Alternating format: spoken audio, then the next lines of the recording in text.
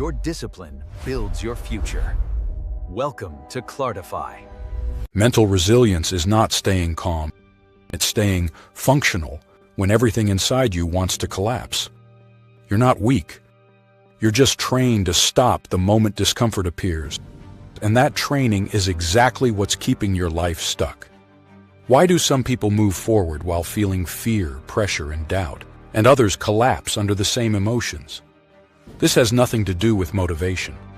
Most people think mental strength looks like peace, stillness, balance, control, someone who doesn't overthink, someone pressure doesn't reach. That image feels safe, but it's false. Because mental strength is not the absence of emotion. It's the ability to function while emotion is loud. I once met someone who kept saying, "I'm just not mentally strong, not angry, not frustrated, certain," as if his limits were facts. He believed strong people don't feel fear. That pressure doesn't shake them. That doubt skips them. But the truth is uncomfortable. Mentally strong people feel fear. They feel doubt. They feel resistance, sometimes more intensely than anyone else. The difference is not what they feel. The difference is what happens after the feeling shows up. Here's the rule most people were taught without noticing. If you feel anxious, wait. If you feel unsure, pause. If you feel uncomfortable, stop. It sounds responsible. It's not. Because every time you wait for emotion to change before acting, you train your brain to believe one thing: emotion is in charge. And once emotion becomes the authority, resilience never forms. Think about two people facing the same decision. Same pressure, same fear. One delays. He tells himself he needs clarity. He waits to feel ready. The other feels the same fear and moves anyway. Not confidently, not perfectly, just moves. A year later, the difference is brutal. The first person feels more fear than before. The second feels less. Not because life got easier, because the brain learns from behavior. Fear that stops you grows stronger. Fear you move with loses power. That's how resilience is built. This is why calm is a dangerous illusion. Calm often exists when nothing is demanded from you.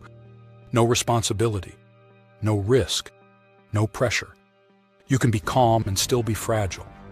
Real mental strength only shows up when something is at stake, when expectations rise, when responsibility increases, when pressure enters the room. And this is where most people misunderstand what's breaking them. They think pressure is the problem. They think if life slowed down, if responsibility disappeared, if expectations were lower, they would finally feel strong. But the truth is the opposite. What feels like pressure is often just exposure.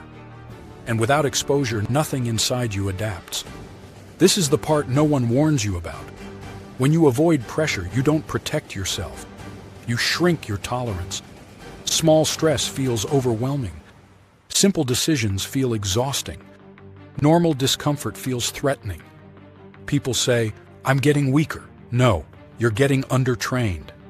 Pressure doesn't destroy people. Pressure reveals what was never built. Now here's where most people fail again. They think resilience is built through motivation. It's not. Motivation is emotional. Emotion is unstable.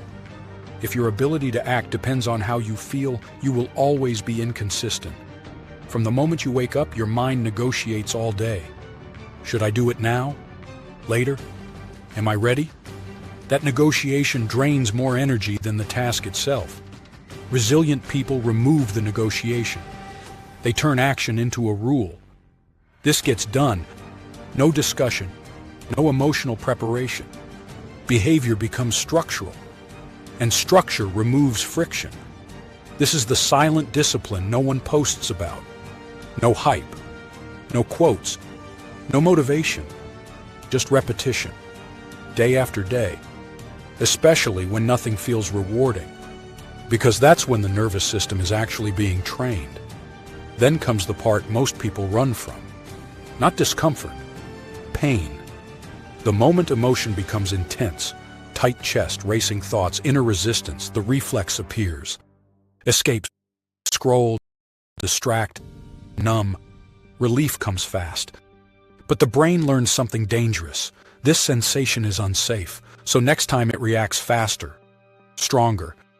That's how anxiety grows. Not because life got harder, but because the system never learned how to stay. Pain is not damage. Pain is adaptation.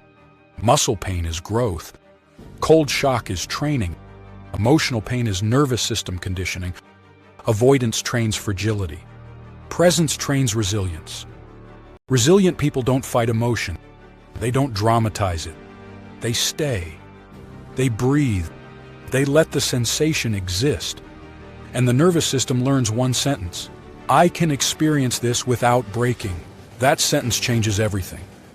This is where identity shifts. Not through affirmations, not through mindset tricks, through evidence. From I can't handle this to this is uncomfortable, but survivable. At this point, a rule replaces emotion. I act first. My emotions can follow or stay behind. Emotion is allowed, but it's not in charge. Behavior leads. The nervous system adapts. Emotion adjusts. Mental resilience is not calm, it's control. The ability to function without waiting for comfort. And once control replaces reaction, life stops feeling fragile. Not easy. Solid.